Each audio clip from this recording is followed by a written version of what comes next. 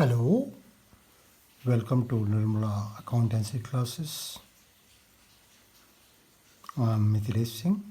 आज हम लोग बात करेंगे salary of commission to partners. Salary के बारे में हमें यह बात करनी है कि पार्टनरशिप डेट में सैलरी के बारे में लिखा होता है या क्वेश्चन में सैलरी के बारे में लिखा होता है। फिर क्वेश्चन में कभी कभी सैलरी पर मंथ लिखा रहता है, कभी कभी पर एनम लिखा रहता है। जब सैलरी पर मंथ लिखा हुआ है तो उसको हम लोग 12 से मल्टीप्लाई कर देते हैं, पूरे साल की सैलरी हमें मालूम हो जाती है। अगर पर एनम लिखा है तो जो फिगर लिखा है वही हमारे एक साल की सैलरी हुई पार्टनर की, जिसको सैलरी दी जानी है। सैलरी के बारे में बस इतनी ही बात पर्याप्त है। उसके बाद हम लोग कल कमीशन कैसे कैलकुलेट होता है उसके बारे में बात करेंगे। कमीशन को कैलकुलेट करने के लिए 3 डिफरेंट तरह के क्वेश्चन होते हैं। एक तरह का क्वेश्चन ये होता है कि आपको नेट प्रॉफिट मालूम रहता है, आपको नेट प्रॉफिट पर बिफोर चार्जिंग कमीशन का कैलकुलेशन करना पड़ता है। बिफोर चार्जिंग कमीशन का मतलब कमीशन चार्ज करने के पहले का जो नेट प्रॉफिट है उस पर आपको कमीशन कैलकुलेट करना होता है। उसका फॉर्मूला ये है, net profit before commission into rate of commission by 100। दूसरा जो फॉर्मूला है वो है जो आफ्टर चार्जिंग सच कमीशंस के लिए होता है।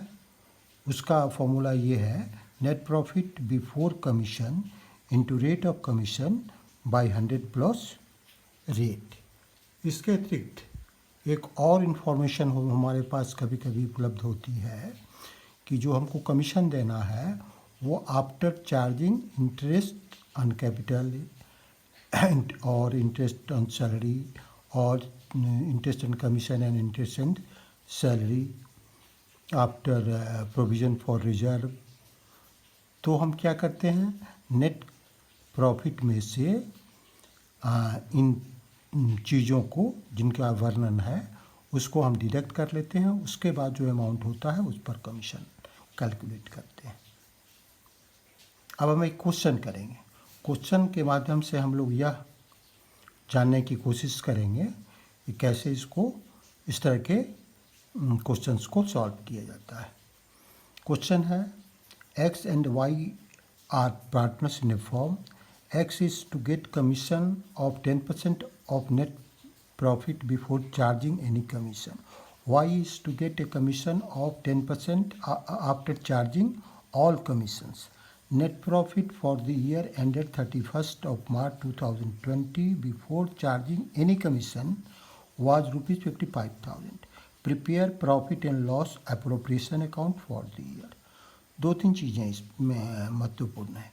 एक तो यहाँ पहले जो कमीशन हम कैलकुलेट करेंगे उसमें बिफोर लिखा हुआ है। दूसरा जो कमीशन कैलकुलेट किया उसमें आफ्टर लिखा हुआ है। और एक चीज़ और है, all commission after charging all commission. All commission मतलब वाई का कमीशन चार्ज करने के लिए एक्स के कमीशन को भी हमको एक्सक्लूड करना है, उसको माइनस कर लेना है, फिर हमको कमीशन कैलकुलेट करना है। अब सबसे पहले हम लोग क्या करेंगे, profit and loss appropriation account बनाने के लिए लिखेंगे profit and loss appropriation account for the year ended 31 मार्च 2020। उसके क्रेडिट साइड में क्या लिखेंगे, by profit and loss account net profit लिखेंगे। नेट प्रॉफिट हमें मालूम है 55,000, हमने 55,000 लिखा।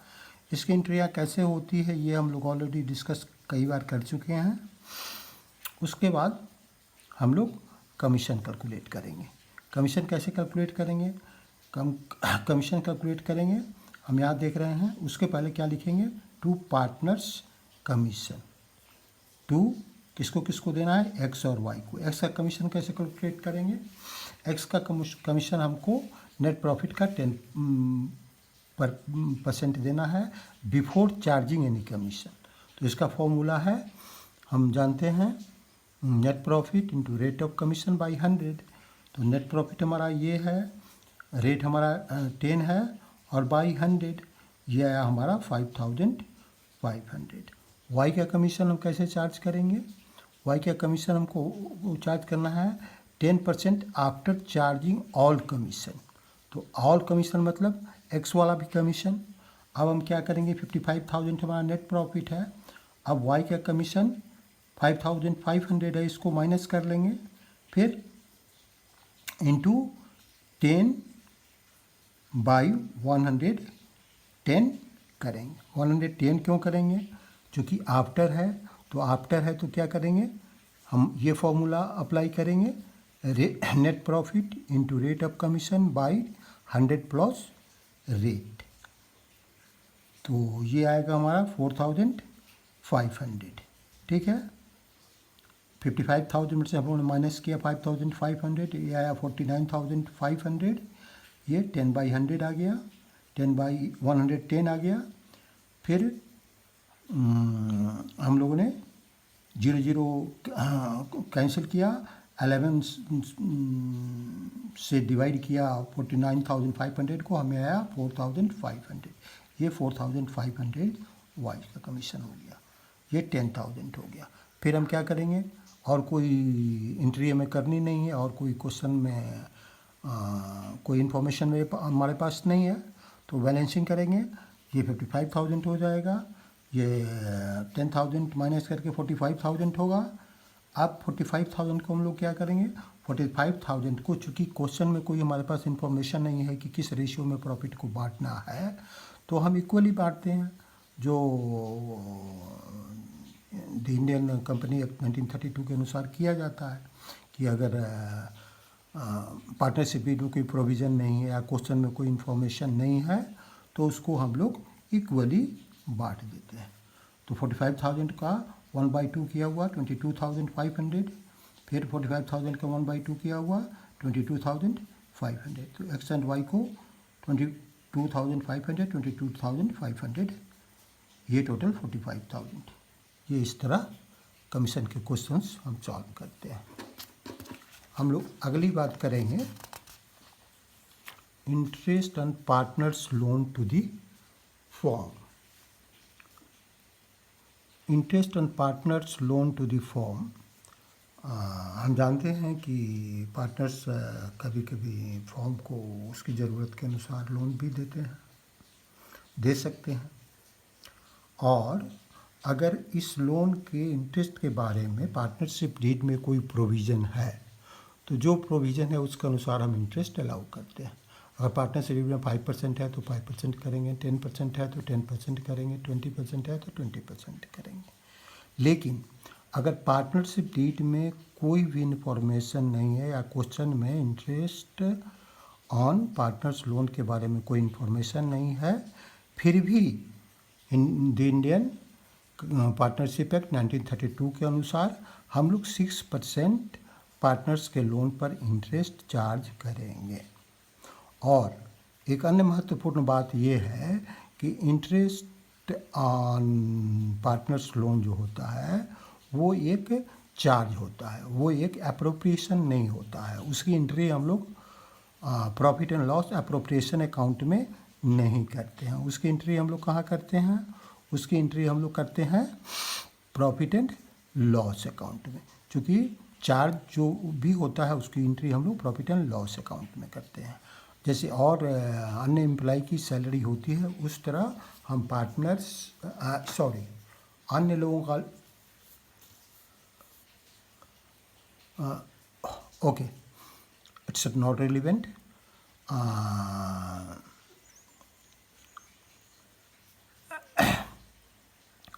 हम लोग इंटरेस्ट ऑन पार्टनर्स लोन के बारे में कहते हैं कि चार्ज होता है।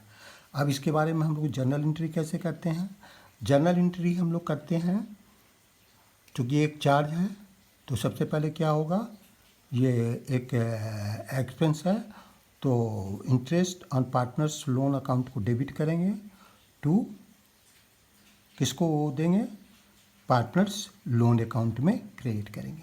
एक और महत्वपूर्ण बात, हम पार्टनर्स कैपिटल अकाउंट में नहीं करेंगे, पार्टनर्स लोन अकाउंट में करेंगे, क्योंकि लोन का इंटरेस्ट लोन का ही पार्ट बनता है, ठीक है, वो कैपिटल का पार्ट नहीं बनता है। फिर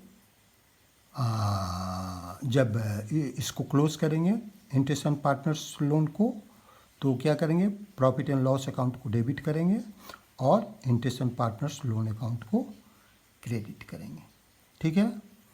अब हम लोग क्वेश्चन देखेंगे, क्वेश्चन कैसे सॉल्व किया जाता है।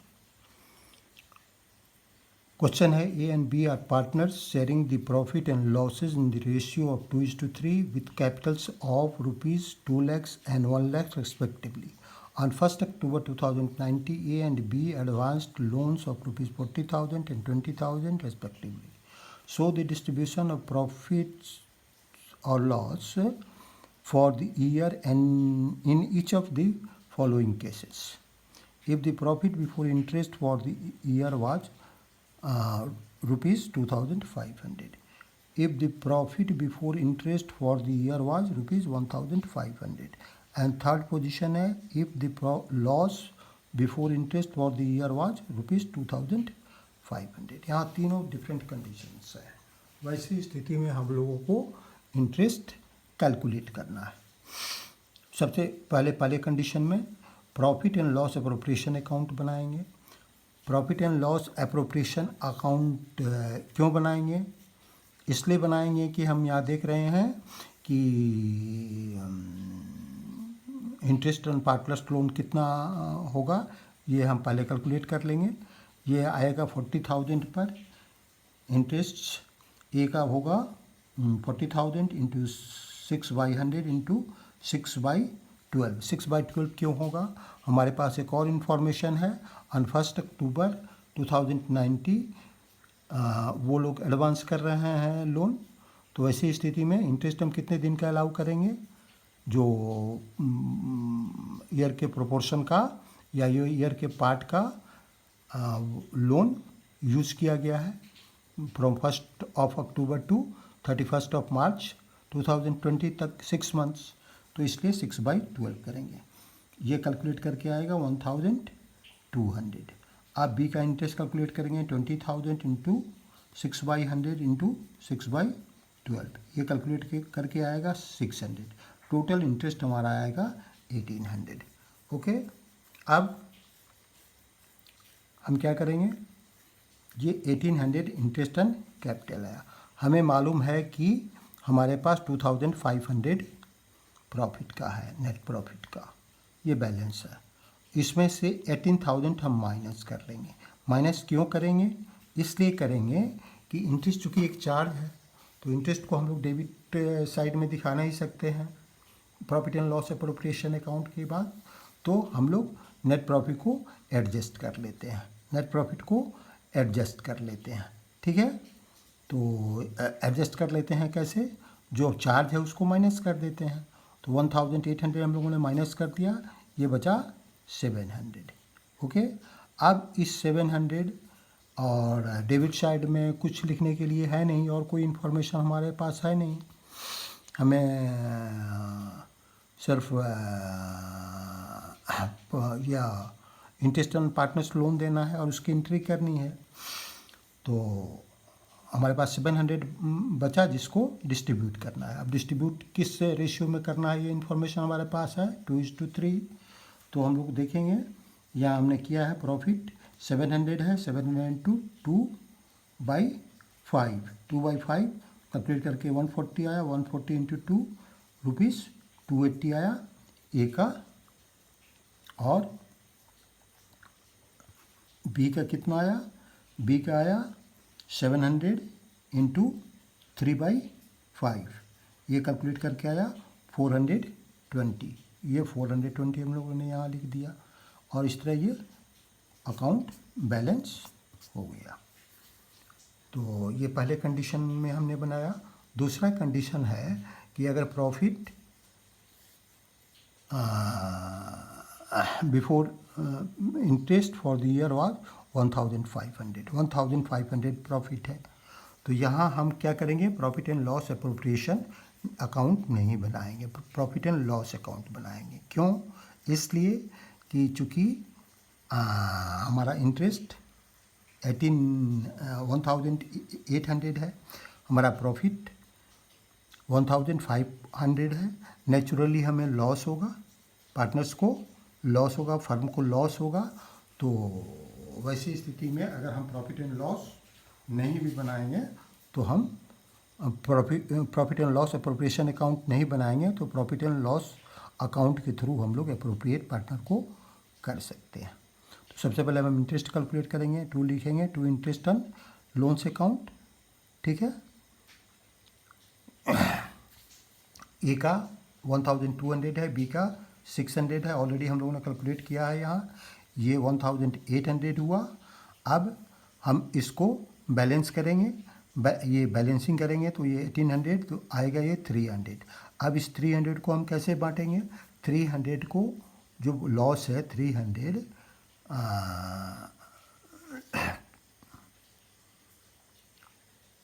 उसको ए और बी के कैपिटल अकाउंट में बांट देंगे, ए और बी के कैपिटल अकाउंट में बांट देंगे। ए और बी के कैपिटल अकाउंट में कैसे बांटेंगे, ए और बी का कैपिटल अकाउंट डेबिट होगा और profit and loss account credit होगा। तो ए को कितना होगा, बी को कितना होगा, उसका कैलकुलेशन हमने यहाँ किया है, 300 इंटू 2/5 जो हमारा रेशियो है इक्वल टू 120। बी का होगा 300 इंटू 3/5 इक्वल टू ₹180। ओके, अब हम लोगों ने सेकंड सिचुएशन के अनुसार भी क्वेश्चन का सॉल्यूशन कर दिया। अब थर्ड सिचुएशन है, if the loss before interest for the year was ₹2500। ये यहाँ भी हम देख रहे हैं कि लॉस है और इंटरेस्ट ऑन पार्टनर्स लोन देने के बाद और लॉस होने जा रहा है। तो ऐसी स्थिति में हम profit and loss appropriation account नहीं बना के प्रॉफिट एंड लॉस अकाउंट बनाते हैं। प्रॉफिट एंड लॉस अकाउंट के थ्रू भी हम नेट लॉस को पार्टनर से कैपिटल अकाउंट में ट्रांसफ़र कर सकते हैं। तो सबसे पहले हम तो लॉस को लिखेंगे, लॉस को प्रॉफिट एंड, चूँकि लॉस है तो टू बैलेंस BD लिखेंगे, नेट लॉस 2500।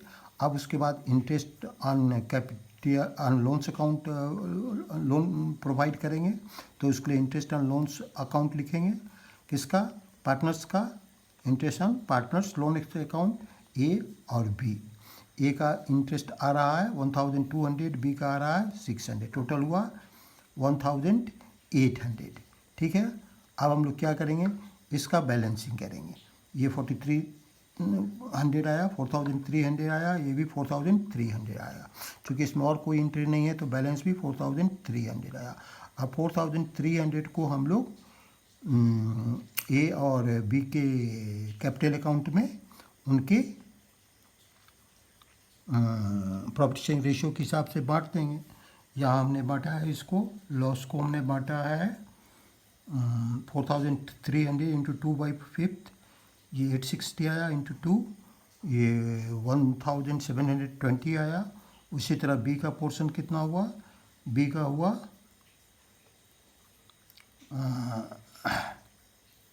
4300 इंटू 3/5, ये आया 2580, ये हो गया 4300। इस तरह इसका भी बैलेंसिंग हो गया।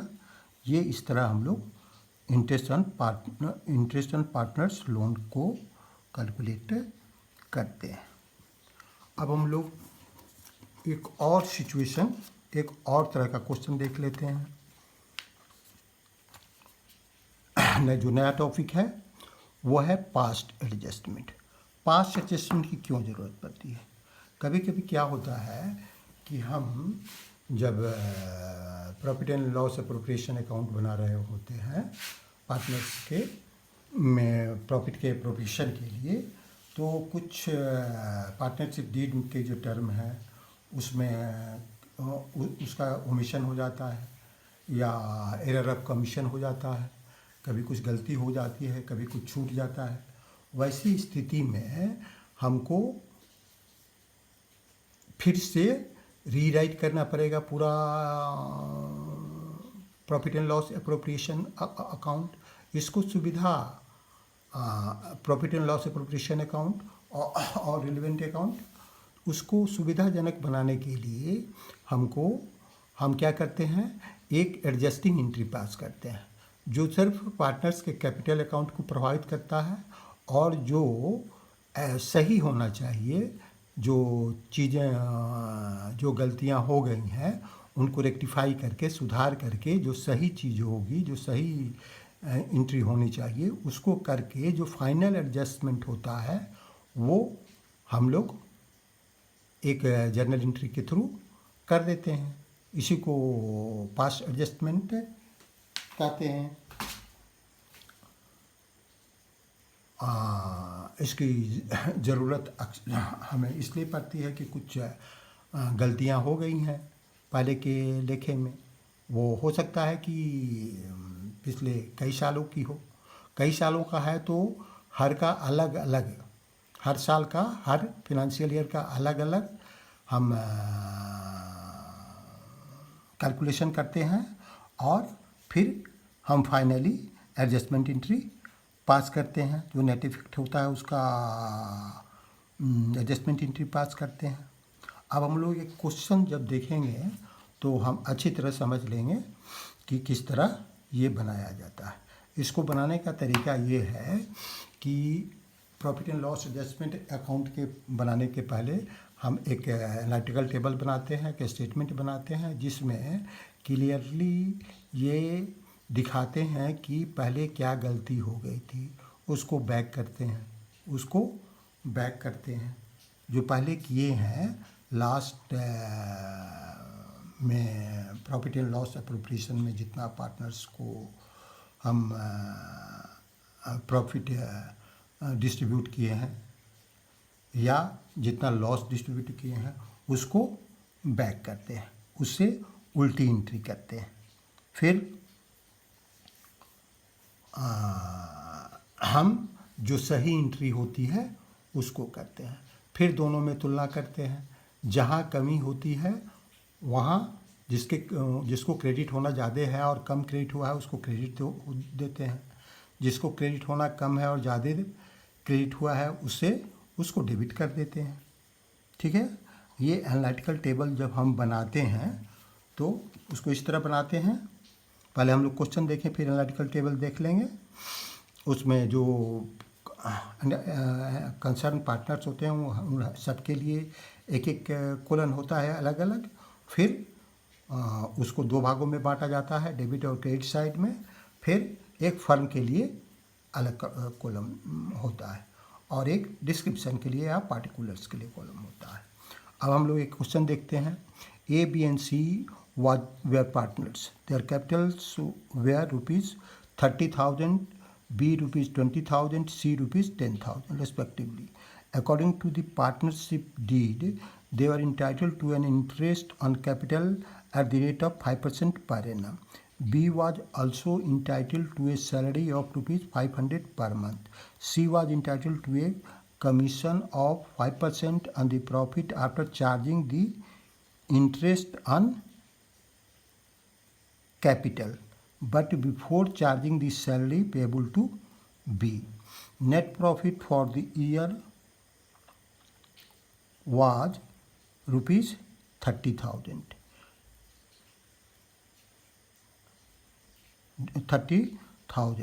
Distributed in the ratio of capitals without providing for any of the above adjustments.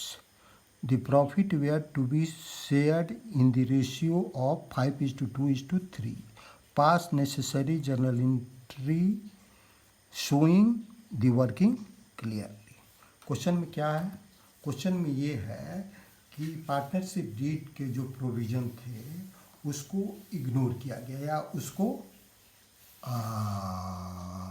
Entry करते समय या कैलकुलेशन के समय profit and loss adjustment account बनाते समय नहीं उस पर ध्यान दिया गया और जो भी प्रॉफिट आया उसको दैट पार्टनर्स का जो सैलरी था, पार्टनर्स का जो कैपिटल था उसके रेशियो में बांट दिया गया। तो अब हमको उसको रेक्टिफाई करना है, उसको सही करना है। सही करना है तो हम क्या करेंगे? सबसे पहले तो हम लोग स्टेटमेंट बनाएंगे। स्टेटमेंट में हमने पार्टिकुलर्स के statement showing adjustment to be made, क्या एडजस्टमेंट हमको एंट्री पास करनी है ये जानने के लिए। पार्टिकुलर्स में हमने एज करंट अकाउंट बनाया, बीज करंट अकाउंट बनाया, सीज करंट अकाउंट बनाया और फॉर्म या profit and loss appropriation account, दोनों में से कुछ भी लिख सकते हैं। तो ये बनाया। अब हम लोग जो पार्टिकुलर्स हैं उसके एक एक चीज़ के बारे में जो क्वेश्चन में है, इरेलीवेंट चीज़ क्यों लिखेंगे? पार्टिकुलर्स के बारे में एक एक चीज़ के बारे में लिखेंगे। सबसे पहले तो हम जो प्रॉफिट डिस्ट्रीब्यूट हो गया है उसको बैक करेंगे। उसको प्रॉफिट डिस्ट्रीब्यूट जब होता है तो हम लोग क्या करते हैं? हम लोग पार्टनर्स कैपिटल अकाउंट को क्रेडिट करते हैं और profit and loss appropriation account को डेबिट करते हैं। तो अब क्या करेंगे? अब हम करेंगे उसको पार्टनर्स जो करंट अकाउंट है या कैपिटल अकाउंट है तो उसको डेबिट करेंगे और फर्म्स के अकाउंट को क्रेडिट करेंगे। जस्ट रिवर्सल एंट्री करेंगे, उल्टी एंट्री करेंगे ताकि जो पुराना इफेक्ट है वो ख़त्म हो जाए। एक चीज़ और, हमने यहाँ फर्म एज करंट अकाउंट बनाया है, एज कैपिटल अकाउंट नहीं बनाया है। क्यों बनाया है? ऐसा क्लियरली इसमें कहीं कोई इन्फॉर्मेशन नहीं है कि पार्टनर्स का कैपिटल फिक्स्ड है या फ्लक्चुएटिंग। तो ये लिबर्टी है कि आप किसी क्या कैपिटल अकाउंट भी लिख सकते थे, कोई दिक्कत नहीं है। लेकिन एक इन्फॉर्मेशन यहाँ है, ये है कि पार्टनर्स का प्रॉफिट जो है वो दैट कैपिटल रेशियो में बांट दिया गया। कैपिटल रेशियो में तभी बांटा जाता है अक्सर हाँ जब प्रॉफिट फिक्स हो, कैपिटल में कोई परिवर्तन नहीं होता हो, कैपिटल के बैलेंस में कोई परिवर्तन नहीं होता हो। तो वैसी स्थिति में हम मान कर चल रहे हैं, हमने एज्यूम कर लिया है कि पार्टनर्स या पार्टनर का अकाउंट, पार्टनर्स का अकाउंटेंट ये समझ रहा था कि कैपिटल जो है वो फिक्स है। तो जब फिक्स कैपिटल रहता है तो दो कैपिटल अकाउंट जब बनाते हैं तो हम दो अकाउंट बनाते हैं, एक पार्टनर्स कैपिटल अकाउंट और दूसरा पार्टनर्स करंट अकाउंट। तो चूँकि हम फिक्स से जूम कर रहे हैं इसलिए हम पार्टनर्स करंट अकाउंट बनाए हैं। A's current account, B's current account, C's current account और फर्म का account that is profit and loss appropriation account. तो प्रॉफिट ऑलरेडी हमारा कितना डिस्ट्रीब्यूटेड है? प्रॉफिट हमारा हम जानते हैं कि 30,000 है। तो 30,000 को हम लोगों ने क्या किस रेशियो में बांट दिया था? 3:2:1। 3:2:1। अब 30,000 को हम 3:2:1 का क्या होता है? 3 15,000 हुआ, 2 10,000 हुआ, 1 5,000 हुआ। ओके, तो इसको चूँकि पहले पार्टनर्स में क्रेडिट किया गया था, अभी डेबिट में लिख देते हैं। तो ये पुरानी जो हमने गलती की थी, पुरानी ये जो भी एंट्री की थी, गलती नहीं, जो भी किया था उसको हम लोगों ने रिवर्स कर दिया, उल्टा कर दिया। अब सही एंट्री क्या क्या होनी चाहिए उसको देखते हैं। सही एंट्री होनी चाहिए कि कैपिटल पर हमको इंटरेस्ट देना है 5% पर एनम। तो कैपिटल पर इंटरेस्ट हम लोग कैलकुलेट करेंगे। कैपिटल क्या क्या है हम देखेंगे। एज का कैपिटल 30 है, बी का 20 है, सी का 10 है। तो क्या इंटरेस्ट एंड कैपिटल क्या होगा? एज 30,000 इंटू 5/100 ये 1,500 हुआ। बी का 20,000 इंटू 5/100 ये 1,000 हुआ। सी का 10,000 इंटू 5/100 ये 500 हुआ। तो चूँकि पार्टनर्स का कैपिटल अकाउंट क्रेडिट होता है, तो उसे क्रेडिट साइड में 1500 लिखा, बी में उसके करंट अकाउंट में 1500 लिखा, बी के करंट अकाउंट में 1000 लिखा, सी के करंट अकाउंट में क्रेडिट में 500 लिखा। और इन तीनों को चूँकि क्रेडिट में लिखा इसलिए ऑटोमेटिकली ये डेबिट साइड में जाता है। तो डेबिट साइड हमने फर्म के अकाउंट में लिखा या profit and loss appropriation account में लिखा। इसके बाद नेक्स्ट इन्फॉर्मेशन हमारे पास है, B was also entitled to a salary of ₹500 per month तो हो गया ये 12 मंथ का 5 × 12 दैट इज 6000। अब हम सैलरी के लिखेंगे बीच करंट अकाउंट के क्रेडिट साइड में, और किसी पार्टनर को नहीं है तो उनमें कुछ भी नहीं लिखेंगे, ठीक है, और किसी पार्टनर को नहीं है तो उनमें कुछ भी नहीं लिखेंगे। फिर ये चूँकि क्रेडिट में है तो फर्म के या पीपीएल के डेबिट में आएगा, ये डेबिट में लिखा जाएगा। इसके बाद नेक्स्ट इन्फॉर्मेशन हमारे पास क्या है,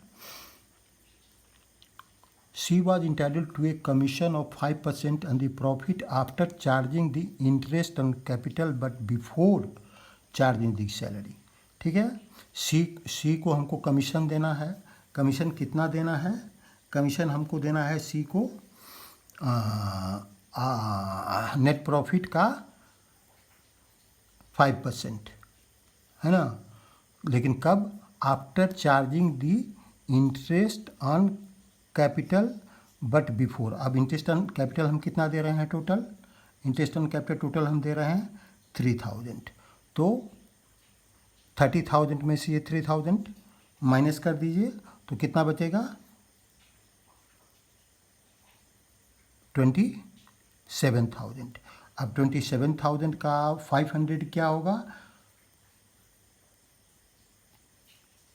27,000 का 5% क्या होगा 1350। शायद हमने नोट ये नहीं किया है, उसका कैलकुलेशन इस तरह हम करेंगे, ये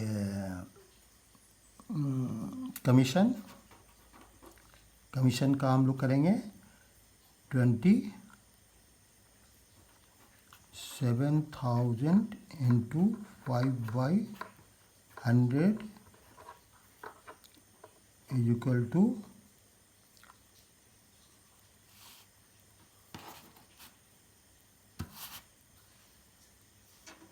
₹1350।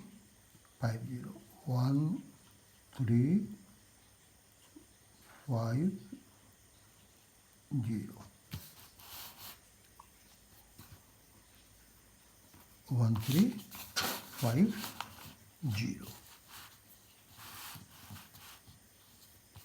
ठीक है, ये क्लियर है।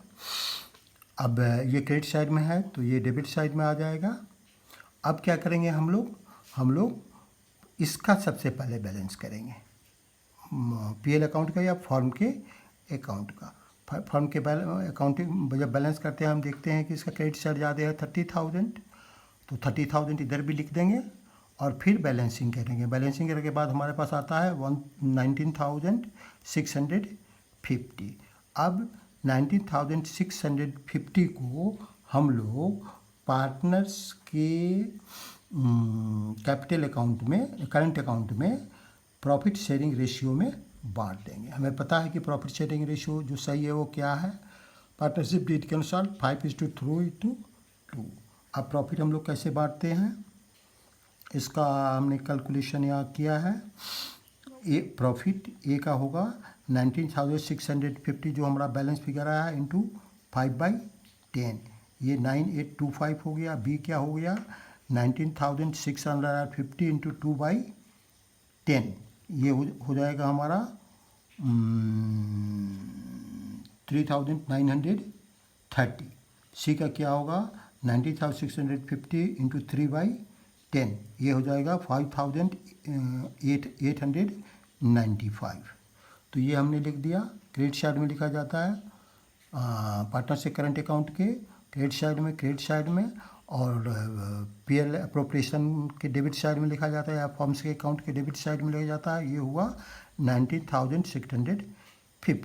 ओके, अब क्या करेंगे, अब हम लोग इसको टोटल कर लेंगे, ए के कोलन का, बी के कोलन का, सी के कोलन का, और फिर देखेंगे कि क्या नेट इफेक्ट होता है। अब हम यहाँ देख रहे हैं कि एज का करंट अकाउंट में डेबिट है 15,000, है ना, और क्रेडिट है 13,325। तो क्या है, ए का करंट अकाउंट का डेबिट बैलेंस ज़्यादा है, ए के क्रेडिट का डेबिट बैलेंस ज़्यादा है ना। ए को ज़्यादा क्रेडिट मिल गया था, डेबिट बैलेंस ज़्यादा है मतलब उसको क्रेडिट पहले ज़्यादा मिल गया था। कितना का ज़्यादा मिल गया था, ये जो अंतर है 15,000 और 11,325, मतलब 3,475 से ज़्यादा क्रेडिट मिल गया था। एक क्रेडिट होना चाहिए कितना, 11,325, लेकिन क्रेडिट कितना मिल गया था, 15,000, जिसको हम लोगों ने अभी डेबिट किया है। पहले क्रेडिट कितना मिला था, पहले के प्रोपोर्शन में प्रॉफिट को बांटने पर 15,000, तो ये इसका अकाउंट डेबिट होगा। फिर बी के कैपिटल करंट अकाउंट में क्या देखते हैं, ए को क्रेडिट मिलना चाहिए 10,930, लेकिन मिला है उसको क्रेडिट मात्र 10,000 का। 10,000 का क्रेडिट पहले मिला है, तो इसका मतलब 9,030 का कम मिला है, तो उसके अकाउंट को हम लोग क्रेडिट करेंगे 930 से। सी का क्या पोजीशन है, उसको क्रेडिट मिलना था 7,745, लेकिन मिला है क्रेडिट उसको 5,000 का, तो उसको 2,745 और क्रेडिट मिलेगा। अब हम लोग एडजस्टमेंट एंट्री पास करते हैं। एडजस्टमेंट एंट्री क्या होगा, एडजस्टमेंट एंट्री होगा एज के करंट अकाउंट को हम डेबिट करेंगे, जो ऑलरेडी हम लोग डिराइव कर चुके हैं, 3,675। बीज के करंट अकाउंट को क्रेडिट करेंगे 930, और सीज के करंट अकाउंट को क्रेडिट करेंगे 2,740 for adjustments of partners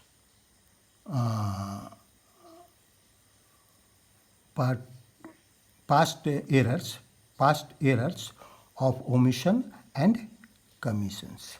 okay, ये 3,675 है, जो फिगर ऑलरेडी हमारे पास आया हुआ है 3,675, और 930 एंड 2,745। इस तरह हम लोग पास एडजस्टमेंट के क्वेश्चंस को बनाते हैं। Okay, thank you, see you in next class.